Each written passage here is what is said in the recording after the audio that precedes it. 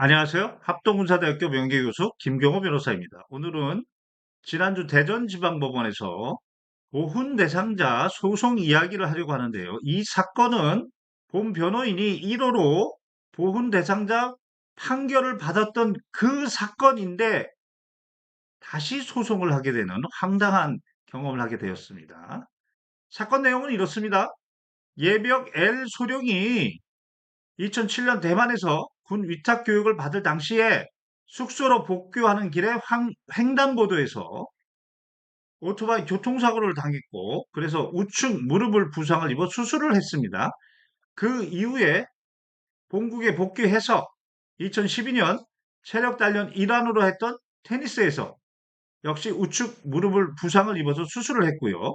그리고 2013년에도 체력단련 일환으로 했던 배드민턴에서 우측 무릎을 부상을 당해서 3번 수술을 했습니다. 모두 직무수행과 직간접적으로 인정이 되는 부상이기 때문에 국가유공자 및 보훈대상자 인정 소송을 제기했던 거죠.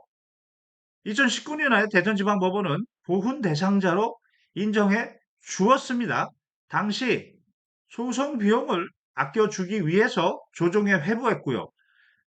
전임자는 이 부분을 받아들여서 그래서 당연히 보훈 대상자로 인정이 될 줄 알았는데 이번에 후임자가 기각 결정을 통보했던 것이죠. 2023년 6월에 국가보훈부로 승격된 걸로 알고 있습니다.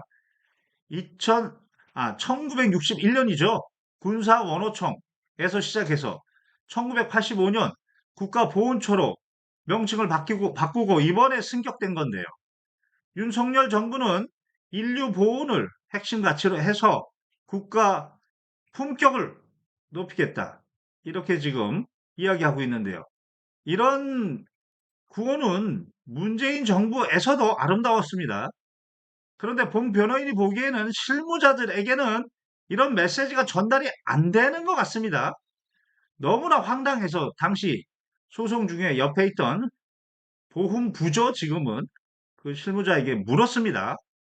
이 사건은 2019년에 대전지방법원 바로 여기에서 보훈 대상자로 인정이 되기 때문에 조정으로 회부해서 인정된 사건인데 왜 거부하게 되었습니까? 라고 물었더니 하는 말이 전임자 인수인계를 받지 못했습니다. 이런 황당한 이야기를 하더라고요.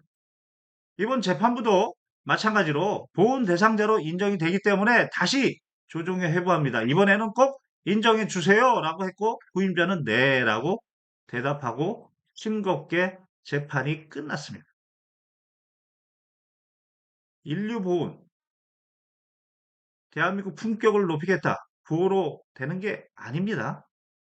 군인의 명예를 높이고 있다는 것을 체감할 수 있어야 하는 겁니다.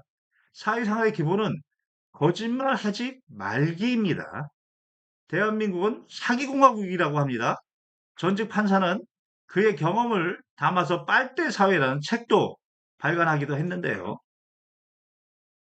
공직사회부터 윗물이 맑아야 아래물이 맑다고 공직사회부터 출세를 위한 거짓말을 하지 말아야 됩니다. 그래야 국민들도 자기 이해관계에 따라 거짓말을 당연한 수단으로 여기지 않는 사회가 될 것입니다.